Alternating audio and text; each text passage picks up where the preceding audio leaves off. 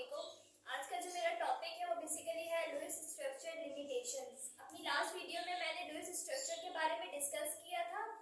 Basically आपका Lewis structure जो है वो आपको क्या चीज रिप्रेजेंट करता है? It is the representation of valence electron. आपका जो एलिमेंट है उसके वैलेंस शेल में कितने इलेक्ट्रॉन्स है उसकी रिप्रेजेंटेशन को लुईस स्ट्रक्चर हमें बताता है। ठीक है। दूसरी चीज, इसका गोल क्या है कि आपका ऑक्टेट जो है वो कंप्लीट होना चाहिए। ये बात हमने डिस्कस कर ली थी और हमने प्रैक्टिस भी की थी। अब इसके ड्रॉबैक्स क्या है, इसकी लिमिटेशंस क्या है?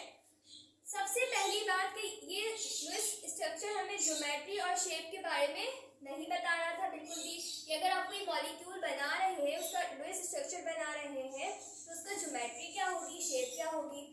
और फिर सेकंड जो ड्रॉबैक था वो ये था कि molecule with incomplete and expanded octet. कुछ मॉलिक्यूल ऐसे थे जिनका ऑक्टेट आपके पास कंप्लीट ही नहीं हो रहा था और कुछ ऐसे थे कि जो ऑक्टेट से भी ज्यादा आपके पास इलेक्ट्रॉन दे रहे थे, मतलब 8 इलेक्ट्रॉन से भी ज्यादा आपके पास इंक्रीज हो गए थे इलेक्ट्रॉन।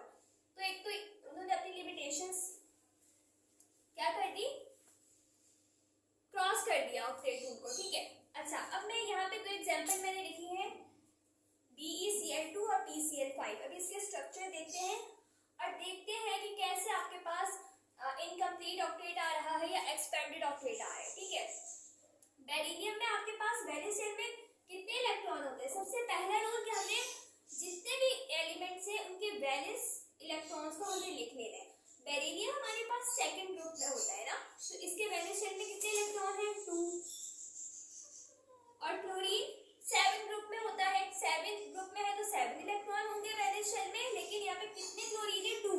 तो यहाँ पे क्या आ जाएगा? 40। तो आपके वैलेंस इलेक्ट्रॉन जो आ गए वो आ गए 16 इलेक्ट्रॉन, आपके वैलेंस इलेक्ट्रॉन आ गए। अब आपने क्या कर देना है, सेकंड स्टेप स्केलेटन बना देना है, BeCl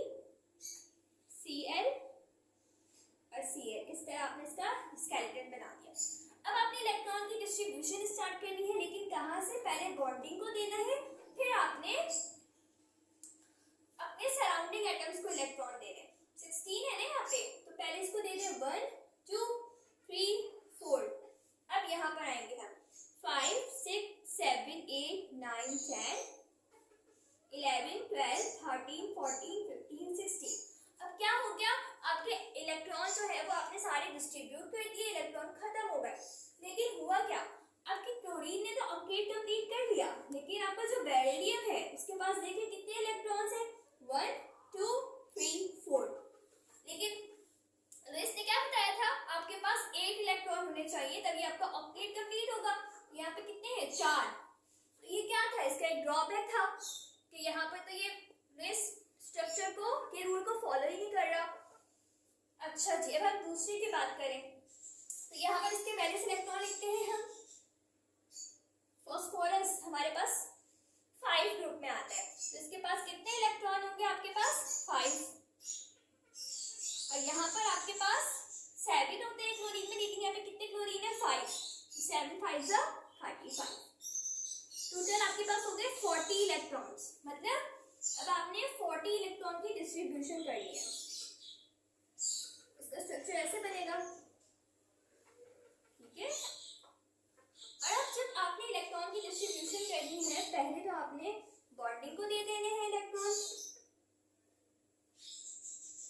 और इस तरह फिर आप अपने इनको दे देंगे। पूरे 40 इलेक्ट्रॉन्स आपके पास हो गए।